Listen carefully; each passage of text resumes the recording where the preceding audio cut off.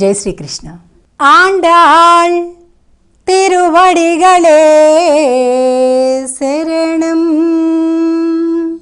நீளாதுங்கஸ்தனகிரி தட்டி சுப்தமுத்போத்ய கிருஷ்ணம் பாரார்த்யம் ஸ்வம் ஸ்ருதி சதசிரசித்தம் అధ్యాపయంతి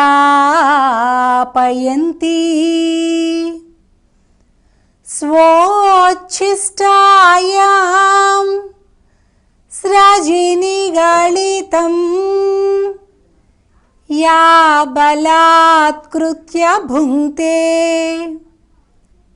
గోదా తస్యై నమః భూయ ఏవాస్తు భూయః. ఈ పాసురంలో 4వ గోపిక నిద్ర మేలుకొల్పబడుతూ ఉంది. ఈ గోపిక భగవత్ సంబంధమే కాదు, శరీర సంబంధం కూడా కలిగినటువంటి గోపిక అన్నమాట. అంటే దేహ సంబంధం, ఆత్మ సంబంధం రెండు అన్నమాట. మనకంతా చుట్టూ ఉండే ప్రపంచంలో బంధుత్వాలు ఈ రెండే కదండి. అయితే ఒక దేహ సంబంధం ఉంటుంది. అంటే అక్క కావచ్చు, చెల్లి కావచ్చు, అన్న కావచ్చు, తమ్ముడు కావచ్చు, భార్య కావచ్చు, భర్త కావచ్చు, తల్లిదండ్రులు కావచ్చు, పేనతండ్రి కావచ్చు, మేనత్త కావచ్చు, పెద్దనాన్న కావచ్చు, తాత కావచ్చు, నాయనమ్మ కావచ్చు, అమ్మమ్మ కావచ్చు. ఇవన్నీ కూడా దేహ సంబంధాలు, రక్త సంబంధాలు. ఇవేవీ లేకుండా భగవత్ సంబంధం ఒకటి ఉంటుందండి. ఎంత మధురంగా ఉంటుందంటే అక్కడంతా సంతోషము, శాంతి, ఆనందము, పరస్పర సహకారము, ప్రీతి ఇలాగే ఉంటుంది. అది భగవత్ సంబంధం. దీన్నే ఆత్మ సంబంధము, ఆత్మ బంధుత్వము అని కూడా అంటారు. అయితే రెండూ కలిపి ఉంటే ఎవరితోనైనా అది ఇంకా బాగుంటుందండి.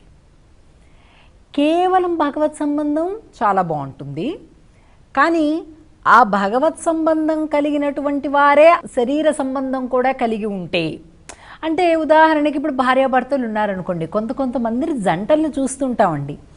ఇద్దరు ఒకటే మాట, ఒకటే భావం, ఒకటే భక్తితో భగవత్ కార్యాలలో చాలా ప్రేమగా వాళ్ళు నిమగ్నమై ఉంటారు. ఎంత చూడముచ్చటగా ఉంటుందో అలాంటి వారిని చూస్తుంటే. అంటే ఆవిడ ఉపవాసం చేస్తా అంటే ఈయన సహకరిస్తుంటాడు, ఈయన పూజ చేస్తానంటుంటే ఆవిడ సహకరిస్తుంటుంది. ఇలా నిరంతరం కూడా అక్కడ సత్సంగం ఉంది, ఇక్కడ భజన కార్యక్రమం ఉంది, ఇక్కడ ప్రవచనం ఉంది, ఇక్కడ ఇలా చేద్దాం, స్వామికి అలంకరణ చేద్దాం, ఇలాగా ఇద్దరూ కూడా అలా మాట్లాడుకుంటూ, అలాగా భావాన్ని పంచుకుంటూ, అలాగా సత్కార్యాలలో నిమగ్నులవుతూ, దానం ధర్మం చేసుకుంటూ గడిపేటటువంటి గృహస్థాశ్రమం ఎంత మధురంగా ఉంటుందండి కదా. ఈ ప్రయాణం, ఈ జీవన ప్రయాణం అంత సులువుగా ఉంటుందన్నమాట చక్కగా దాటటానికి. కాబట్టి దేహబంధము, ఆత్మబంధము రెండూ కలిగి ఉన్నటువంటి బంధం ఇంకా మధురంగా ఉంటుంది. అలాంటి ఒక గోపికను నిద్ర మేలుకొలుపుతూ ఉన్నారు ఈ 9వ పాశురం రోజు 4వ గోపికను. తూమణి మాడత్తు సుత్తుం విళక్కెరియ தூபம் கமஜ துயிலனை மேல் கண் வளரும் மாமான் மகளே மணிக்கதவம் தாழ்த்திரவாய் மாமீர் அவளை எஜுப்பீரோ உன்மகள்தான் ஊமையோ அன்றிச்செவிடோ அனந்தலோ ஏமப்பெருந்துயில் மந்திரப்பட்டாளோ மாமாயன் மாதவன் வைகுந்தன் என்றென்று நாமம் பலவும் నవిండ్రు ఏలోరెంబావాయ్.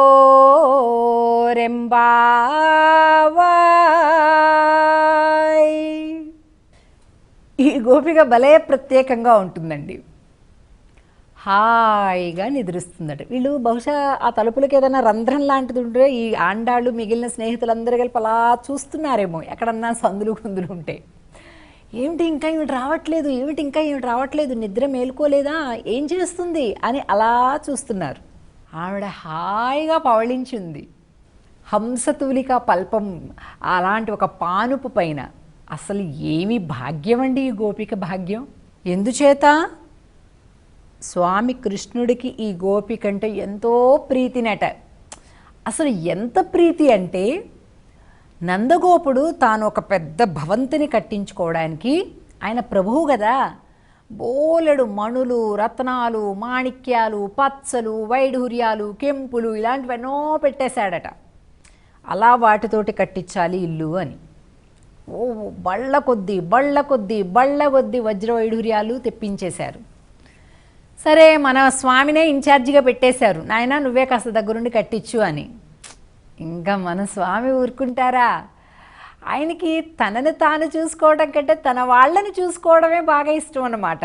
తానేదో అనుభవించాలని అనుకోడు, అందరికీ ఇవ్వాలనుకుంటుంటాడు స్వామి ఎప్పుడు. అలాగా ఈ గోపికంటే తగ్గని ప్రీతినంట స్వామికి. ఇంకేం చేశారట, ఆ మణులు, మాణిక్యాలు, వజ్రాలు ఇవన్నీ కలిపేసి ఈ గోపికకి పెంచి ఇల్లు కట్టించేశారట, పెద్ద భవంతిని. ఓ పక్క ఇలా ఇరిగిపోయి కొద్దిగా కాంతి తక్కువగా ఉండి ఓ చిన్న సైజు, అందులో క్వాలిటీ లెస్ ఏవేవైతే ఉన్నాయో అవన్నీ తను పెట్టుకున్నాడట. చూడండి, జీవుడు ఇల్లు వైభవంగా ఉంది, పరమాత్మ ఇల్లు తక్కువగా ఉంది. ఏంటిది అంటే, మనమంతా ఎక్కడుంటాం, మన ఇల్లు ఏంటి, జీవుడికి ఇల్లు పరమాత్మ యొక్క హృదయస్థానం. మన ఇల్లు బాగానే ఉంటుంది, మరి ఇప్పుడు పరమాత్మ యొక్క నివాసం ఎక్కడా, మన లోపల. ఇది ఎలా ఉంటుందో మనకి తెలుసు.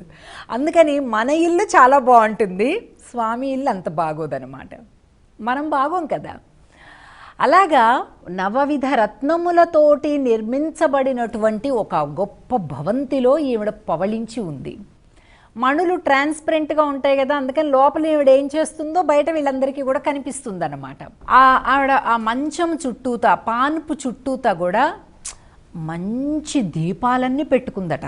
ధూపం కమజ తుయిలనై మేల్ కణ్వళరు, మంచి అగరబత్తులు పెట్టుకుంది, అలాగే దీపాలు పెట్టుకుంది. పైనుంచి కుత్తు విளక్కులు అంటారండి, అంటే హ్యాంగింగ్ ల్యాంప్స్, ఆ పైనేమో అవి ఉన్నాయి, కిందేమో మామూలు స్టాండ్ దీపాలు ఉన్నాయి. ధూపం మంచి పరిమళాలు వెదజల్లేటటువంటి అగరు ఉంది. ఇవన్నీ పెట్టుకొని హాయిగా పవళిస్తుందండి ఆవిడ. చూడండి, ఇందులోని అంతరార్థం ఏమిటో చెప్పంటారా? నవరత్నాలతోటి కట్టబడినటువంటి భవంతిలో ఆవిడ ఉన్నది అంటే అర్థం ఏంటంటే, పరమాత్మతోటి నవవిధ సంబంధాలు తెలిసినటువంటి గోపిక. అంటే ఈ జీవుడికి పరమాత్మకి 9 ప్రకారాలైనటువంటి సంబంధాలు ఉన్నాయి. స్వామి తండ్రి, మనం బిడ్డలం. ఆయన స్వామి, మనము దాసులం. ఆయన శేషి, మనము శేషభూతులం. ఆయన శరీరి, మనం శరీరభూతులం కదండి. స్వామికి మనకి ఇలాగ 9 ప్రకారాలైనటువంటి ఆధార ఆధేయ సంబంధం, పితాపుత్ర సంబంధం, భర్త భార్య సంబంధం, శేషి శేష సంబంధం, ఇలాగ 9 రకాలైనటువంటి సంబంధాలు పరమాత్మకి జీవుడికి ఉన్నాయి. ఇది తెలియకనే ఇబ్బంది పడుతున్నాం మనం. అది తెలియటమే స్వామిని చేరుకోవడం. అలా ఈ గోపికకి తెలుసు, ఆ జ్ఞానం కలిగిన గోపిక. అందుకే హాయిగా స్వామి యొక్క స్మరణలో ఉన్మత్తమైపోయి ఉంది. బాహ్యంగా కనిపించేటటువంటి స్థితిని గురించి పెద్దల్ని ఎప్పుడూ తప్పు పట్టకూడదండి. గురువులు, జ్ఞానులు వారు సదా పరమాత్మతో రమిస్తూ ఉంటారు. లౌకికమైనటువంటి విషయాలను చూస్తూ ఉంటారు, అక్కడే ఉంటారు, కానీ అదంటే పట్టదు వారికి.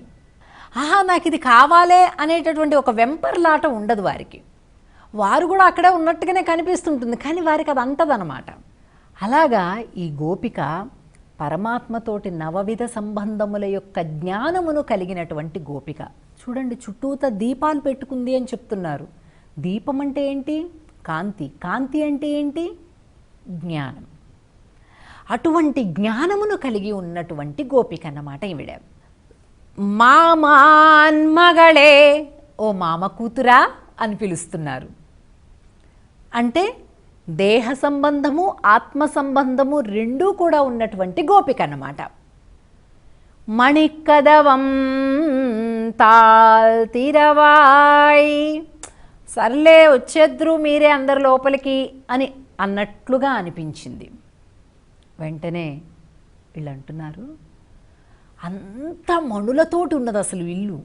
మరి ఈ మొత్తం మణులతోటి నిర్మించిన ఇంటిలో తెలియడంలే, ఆవిడ రాండిలే మీరు లోపలికి రాండిలే అని అంటే కూడా వీళ్ళకి అర్థం కావడంలే. అందుచేత మణికదవం తాల్తిరవాయ్, నువ్వే తీయాలమ్మా, మేం తీసుకోలేం. అది ఇందులో కూడా అంతరార్థం అండి, ప్రతి మాటలో అంతరార్థం ఉంటుంది తిరుప్పావైలో. కనుక నువ్వే తలుపు తెరువు, నీకు నువ్వు అనుగ్రహించు అనడంలోని ఉద్దేశం ఏంటంటే, భగవత్పరంగా ఒక అర్థం ఉంది, ఆచార్యపరంగా ఒక అర్థం ఉంది. పరమాత్మ తనకు తానుగా అనుగ్రహించాలి మనకి. మన సాధన ద్వారా ఆయన్ని పొందాలి అనుకోవడం మూర్ఖత్వం. ఏమీ చెయ్యకుండా ఉండలేక ఆయన పట్ల ప్రీతితోటి ఏదో ఒకటి ప్రవర్తిస్తుంటాను తప్ప, మనం చేసిన పూజలు పుణ్యాలు ధర్మాలు దానాలు మన ప్రవర్తన లేకపోతే మన ఇంద్రియ నిగ్రహాలు వీటితోటి పరమాత్మని మేము పొందగలం పట్టుకోగలం అని అనుకున్నావు అంటే నీ అంత మూర్ఖుడు మరొకళ్ళు లేరు. అసలు మనం మన సాధనతోటి ఆయన్ని లొంగ తీసుకుంటాము, ఆయన్ని చేరుకుంటాము, ఆయన్ని పొందుతాము అనేది ముందు తీసేయాలి మన మనసుల్లోంచి. ఆయన దివ్య అనుగ్రహంతో మనల్ని దగ్గరికి తీసుకోవాలని కోరుకోవాలి తప్ప, నేను చేసిన దాని వల్ల ఆయన తీసుకోవాలి అనేటటువంటి కండిషన్ ఎప్పుడూ కూడా భావించకూడదు. దాన్ని పరగత స్వీకారం అంటారంటే తనకగా తాను తీసుకుంటాడనమాట స్వామి. అలాగే ఆచార్యులు కూడా గుహ్యమైనటువంటి శాస్త్రముల యొక్క అర్థాన్ని చెప్పాలి అంటే ఆ తాళం చెవి ఆచార్యుల చేతిలోనే ఉండాలి. గురువులు పెద్ద కీకారణ్యంలా ఉండేటటువంటి ఆ వేద అరణ్యములలోకి ప్రవేశించి కావలసిన మొత్తాన్ని తీసుకొని తిరిగి సారాంశాన్ని మనకు అందిస్తారు. ఆ సారాంశం ఒక్కటి పట్టుకుంటే చాలండి మన జీవితానికి. అన్ని వేదాల్లోకి వెళ్ళిపోయి వామ్మో ఎక్కడ చదువుతాము, ఎక్కడ అర్థం చేసుకుంటాము, ఎలా అర్థం చేసుకుంటాము, ఎలా నిలుపుకుంటాము, ఎలాగా మనం ఒకదానికొకటి సమన్వయం చేసుకోగలుగుతాము, దండమండి. హాయిగా ఆచార్యులైన వారు గురువులైనటువంటి వారు ఆ కష్టాలేవో పడిపోయి ఇది ఇలా పాటించండి, ఇలా చెయ్యండి, ఇలా ఉండాలి అనేది చెప్పింది విని దాన్ని వరకు ఆచరిస్తే చాలు మన జీవితానికి. అలా ఎంత కరుణ అండి ఆండాళ్ళ తల్లికి. పైకి ఒక మంచి కథలాగా ఏదో వీళ్ళందరూ ఏదో ఒక స్వామి కోసం వ్రతం చేయడానికి వెళ్తున్నట్టు, స్వామి కావాలనుకున్నట్టు, ఏమ్మా నువ్వు లేచావా, నువ్వు వచ్చావా, ఏంటి మామ కూతురా, ఓ అత్త కూతురా, ఇవన్నీ చూడండి లౌకికమైనటువంటి ఒక మాటల్లాగా అనిపిస్తుంటుంది. కానీ ఎంత గూఢమైనటువంటి వేదాంత అర్థాలు దాగి ఉన్నాయో చెప్పలేము. అవళయ్య జుప్పీరో ఉన్మగల్దాన్ ఊమయో అన్రిచ్చెవిడో అనందలో. ఇంకా అలాగా జాగ్రత్తగా చూస్తే ఆ పక్కనే ఆవిడ తల్లి కూడా ఆ పక్కన కూర్చున్నట్టుగా చూశారు. ఈవిడంటే ఏదో నిద్రలో ఉన్నదో భగవద్ గుణానుభవంలో ఉన్నదో ఈ గోపిక లేవడం లేదు. యామ్మా మామీర్ అవళయ్య జుప్పీరో, అత్త నువ్వన్నా పక్కన కూర్చున్నావు కదా, నువ్వు లేపచ్చు కదా ఆవిడ్ని అని ఆ పక్కన ఉన్నటువంటి ఆ గోపెమ్మ యొక్క తల్లిని ఉద్దేశించి మాట్లాడుతున్నారు. భగవత్ గుణానుభవంలో నుండి బయటికి తేవడానికి మరొక భాగవతోత్తముడి యొక్క సహాయం కావాలి. అంత ఉన్మత్తమైనటువంటి భక్తి పారవశ్యంలో ఉన్నటువంటి వారిని ఇష్టం వచ్చినట్లుగా మనం బయటికి తేలేము. ఇంత చెప్పి ఉన్మగల్దానూమయో అన్రిచ్చెవిడో అనందలో ఏమప్పెరుందుయిల్ మందిర పట్టాళో. ఏమ్మా ఎవరైనా ఏదైనా మంత్రం వేసేసారా ఏమిటి, ఇంత లేపుతున్నా ఆవిడ లేవడం లేదు అంటే ఏంటర్థం, కృష్ణుడు ఏమన్నా మంత్రం వేశాడా అని అన్నమాట. మామాయన్ மாதவன் வைகுந்தன் என்றென்று நாமம் பலவும் నవింద్రు ఏలోరెంబావాయ్.